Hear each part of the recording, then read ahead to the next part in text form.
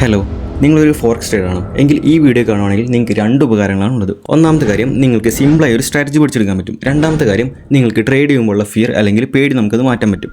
അപ്പോൾ let's go to the video. So ഇവിടെ നോക്കി കഴിഞ്ഞാൽ നിങ്ങൾക്ക് മനസ്സിലാവും, ഞാനിവിടെ EURUSD 5 മിനിറ്റിൻ്റെ ചാർട്ടാണ് എടുത്തിട്ടുള്ളത്. അപ്പോൾ നിങ്ങൾക്ക് ചാർട്ടിലേക്ക് നോക്കുമ്പോൾ നിങ്ങൾക്ക് മനസ്സിലാവും, ഇവിടെ ഒരു ബെയറിഷ് മൂവ്മെൻറ്റാണ് ഇവിടെ മാർക്കറ്റിൽ നമുക്ക് കാണാൻ കഴിയുന്നത്. അപ്പോൾ ഈ ഒരു ബെയറിഷ് മൂവ്മെൻറ്റ് ഉണ്ടാകുന്നതിന് മുമ്പ് കണ്ടോ, ഇവിടെ ഉണ്ടോ ഒരു ഓർഡർ ബ്ലോക്ക് തന്നിട്ടാണ് മാർക്കറ്റ് പോയിട്ടുള്ളത്. അതേപോലെ തന്നെ ഇവിടെ ഒരു ഓർഡർ ബ്ലോക്ക് തന്നിട്ടാണ് മാർക്കറ്റ് പോയിട്ടുള്ളത്.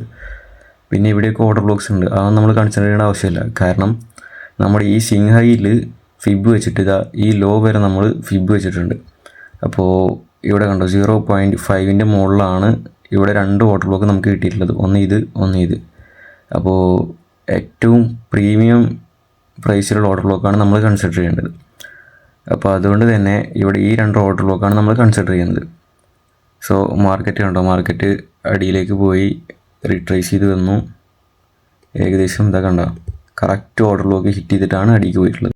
അപ്പോൾ ഇവിടെ നോക്കുകയാണെന്നുണ്ടെങ്കിൽ ഇവിടെ എന്താ ഉണ്ടായെന്ന് വെച്ച് കഴിഞ്ഞിട്ടുണ്ടെങ്കിൽ, ഇവിടെ ഏകദേശം നിങ്ങൾക്ക് അടി നോക്കി കഴിഞ്ഞാൽ കാണാം, ഇവിടെ ഒരു 8 മണി 9 മണി ആ ടൈമിൽ ഇവിടെ ഞാൻ മാർക്കറ്റ് കൃത്യമായിട്ട് തന്നെ വാച്ച് ചെയ്യുന്നുണ്ടായിരുന്നു.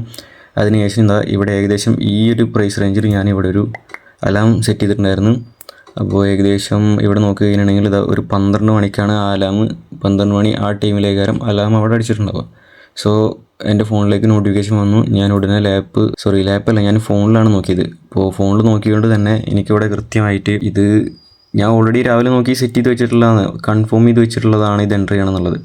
സോ ഫോണിൽ നോക്കിയതുകൊണ്ടും വേറൊരു പരിപാടിയിലായതുകൊണ്ടും കൃത്യമായി ശ്രദ്ധിക്കാൻ പറ്റാത്തത് കൊണ്ടും ഇവിടെ എനിക്കെന്തോ എൻ്റെ സെറ്റപ്പിലൊരു വിശ്വാസം തോന്നുന്നില്ല. പിന്നെ ഉള്ളിലൊരു ഫിയറും ഉണ്ടായിരുന്നു ട്രോലി.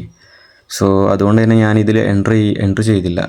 സോ ഞാനിവിടെ എൻ്റർ ചെയ്യായിരുന്നെങ്കിൽ ഞാൻ പറഞ്ഞില്ല, ഇവിടെ കൃത്യമായിട്ട് ഓർഡർ ബ്ലോക്കിൻ്റെ മുകളിലേക്കാരം ഞാനിവിടെ SL വെച്ചിട്ടുണ്ടാവുക.